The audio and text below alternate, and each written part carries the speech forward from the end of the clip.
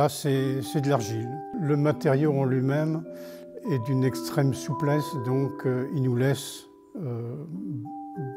beaucoup, enfin toute la liberté de créer des formes, des matières, des superpositions, et on peut le travailler on peut travailler sur une terre pendant X mois, 6 mois, voire plus, et bon, tout en maintenant une humidité suffisante.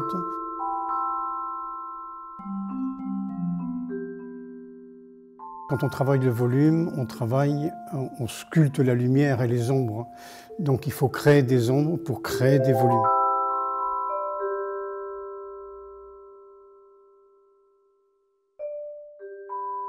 Après, donc, ce matériau, on le fait sécher. Il y a un peu un travail de surface, comme on va avoir sur cette pièce-là. Un travail de surface, et puis après, on passe à la cuisson et à la patine. Une sculpture, c'est avant tout une architecture. C'est-à-dire qu'on donne les silhouettes, comme si on imaginait les silhouettes de ces personnages. On les met en place, on le construit, donc une architecture, et ensuite on va commencer à travailler sur le visage. Alors là, c'est un travail sur le visage, non pas portrait. C'est un travail sur le visage, c'est-à-dire que c'est tous les visages, et c'est pas la représentation d'un personnage uniquement.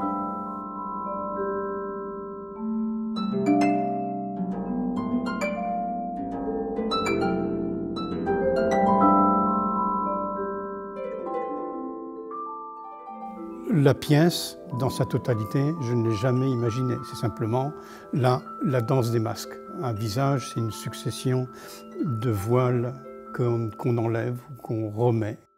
Le matériau nous apporte dans sa forme chaotique, quand on met la terre en place, elle peut nous laisser apparaître d'autres solutions auxquelles on n'a pas pensé.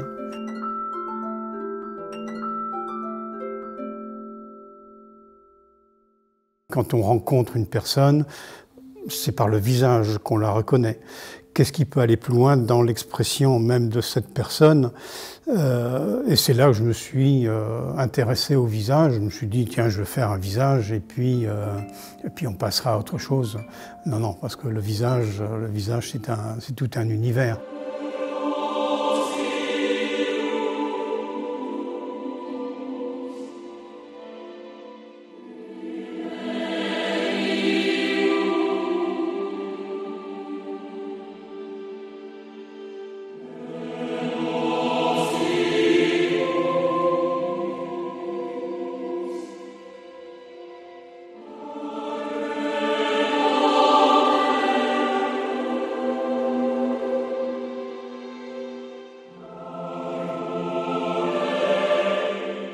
Je suis parti aussi du constat que chaque matin, on met ce que j'appelle l'épreuve du miroir. On est placé face à notre miroir et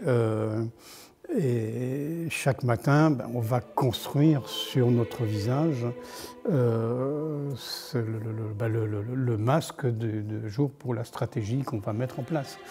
Donc, c'est tout ce mouvement qui me paraît absolument passionnant, que j'ai voulu réaliser avec la lumière qui arrive.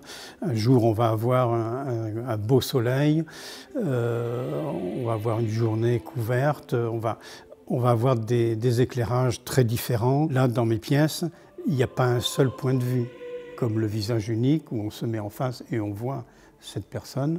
On la reconnaît, certes. Là, il faut se déplacer dans le temps et dans l'espace. Dans le temps, là, je fais un pas, je ne suis plus dans le même temps, et dans l'espace également. Donc voilà, c'est d'intégrer la lecture de l'espace et du temps au même titre que la personne, le visage, se construit dans l'espace et dans le temps. J'aime beaucoup cette lumière, pas très forte.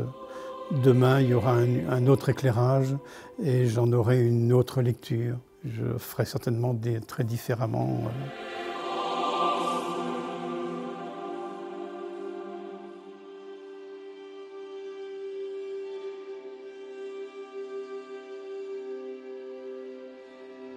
Moi, j'aime bien que l'éclairage ne soit pas unique. Au même titre, dans l'atelier, là, pour l'instant, je suis ici, mais je vais me déplacer aussi. Demain, je me déplacerai certainement, et après-demain, ainsi de suite, pour ne pas s'habituer. La pire des choses, ce sont les habitudes dans les ateliers.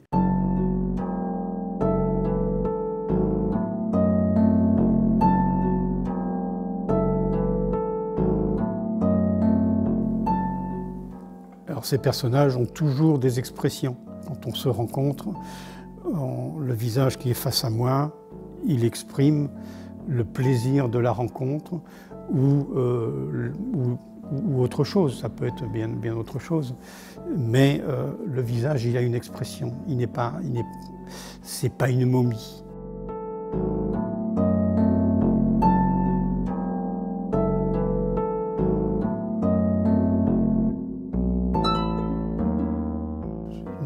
Nos sociétés, il y a des codes de représentation, mais qui nous enferment dans... Et je me souviens d'un photographe qui était venu à l'atelier et qui me dit tu vas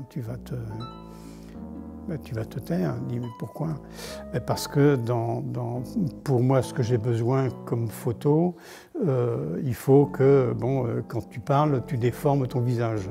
J'ai trouvé ça très intéressant dans la remarque et ça me revient toujours à l'esprit, ça.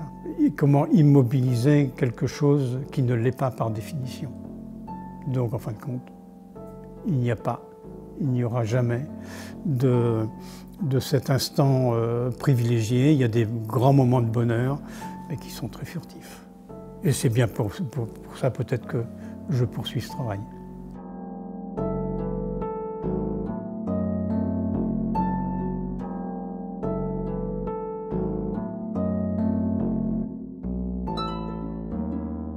On est dans un monde de grande théâtralité.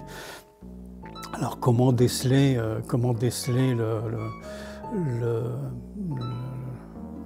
que représenter, comment représenter telle ou telle personne? C'est toute la question et je n'ai toujours pas toutes les réponses.